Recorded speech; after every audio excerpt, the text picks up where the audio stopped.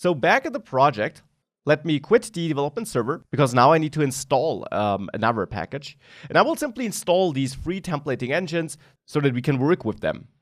So let's install them with npm install -- save, because all free engines are part of our node code and shipped with the code we deploy on some computer in the end. So let's install them as production dependencies. And there we need to install EJS, that is the package name.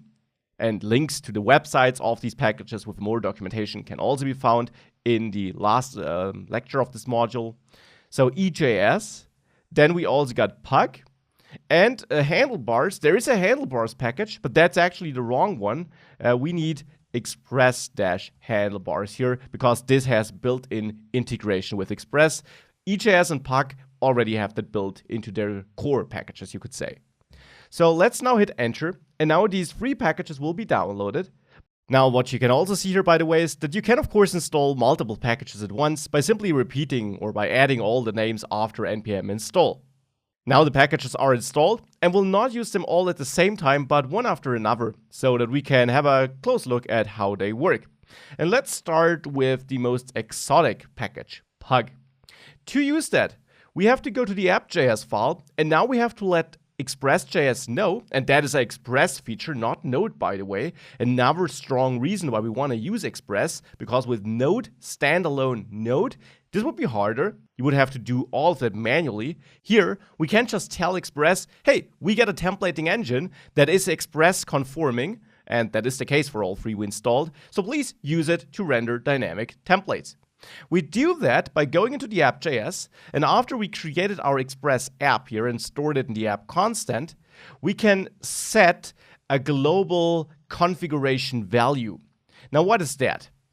App set allows us to set any values globally on our Express application. And this can actually also be keys or configuration items Express doesn't understand. In that case, it just ignores them, but we could actually read them from the app object with app-get. And this would be another way of sharing data across our application, but not really something I'm interested in here. What we can do is we can use a couple of reserved key names here, so configuration items we can set that do lead to Express.js behaving differently. And you see a list of all these items here in this table. Now, most of them don't really matter for us here, but feel free to browse through that. Interesting for us is the view engine and the views key. View engine allows us to tell Express, hey, for any dynamic templates we're trying to render, and there will be a special function for doing that, please use this engine we're registering here. And views allows us to tell Express where to find these dynamic views. So what we can do here is we can app set and set the view here, view engine, to a string Pug. Now, you can't enter anything here. We use Pug here because we installed the Pug templating engine, and this engine actually ships with built-in Express support and auto-registers itself with Express, so to say. So that is why this works. It doesn't work for all engines, but you find more in the links in the last lecture. Here, it does work. Pug is supported out of the box. And with that, we're already set to go. We can set an additional configuration, though. We can let Express know where to find our views. However, the default setting here, this is the last column, the default setting for views already is basically our main directory and then the views folder. Still, I'll send it explicitly here to show you how this would work. If you would store your views in another folder, which is not called views, but maybe templates or whatever it is, then you have to set this configuration item here, whoops, this one. And here I will set it to, even though it wouldn't be needed because views is the default. So now we're telling Express that we want to compile dynamic templates with the Pug engine and where to find these templates. The last step, of course, is that we add templates. So let's go to views and let's add a shop.pug file here. So we now have a templating file, and now Pug actually works different to normal HTML. So I can't just copy over this whole HTML code.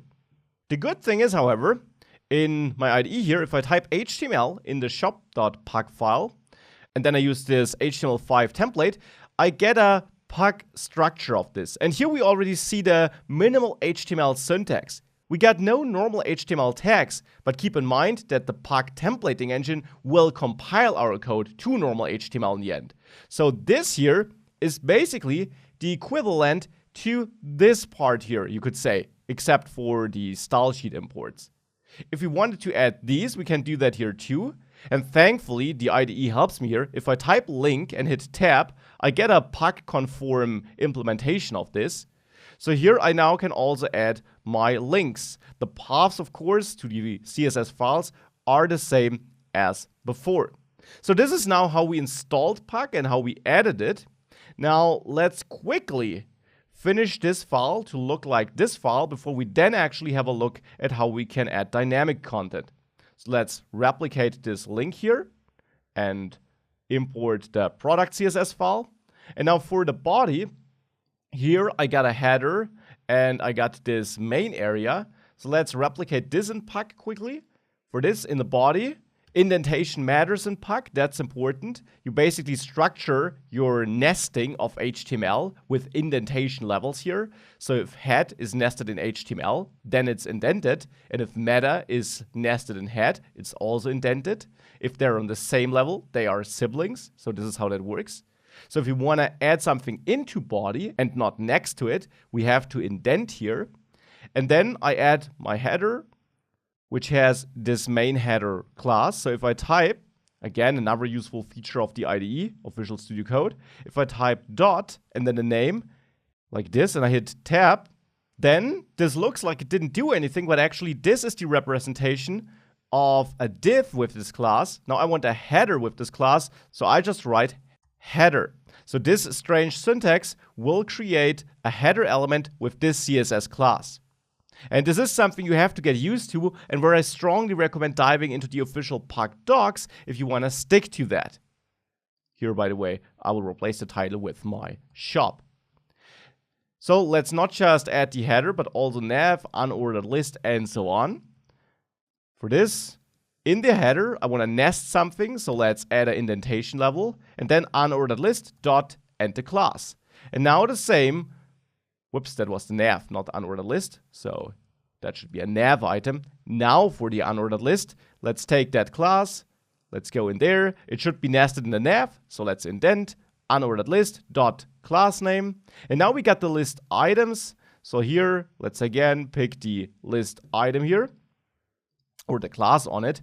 Indent, because it's nested in the unordered list, list item dot and then the class. And now, last but not least, I have the anchor tag, which also has the active class, but which then also should have some text content in it, and then also have a link. So let's now go in there, nest this, anchor tag, and the class. If you hit tab, you automatically, this is the attribute notation, so in parentheses after the anchor tag, or after any element, but always without any white space in between. This allows you to add attributes onto the HTML element. So here this should go to just slash.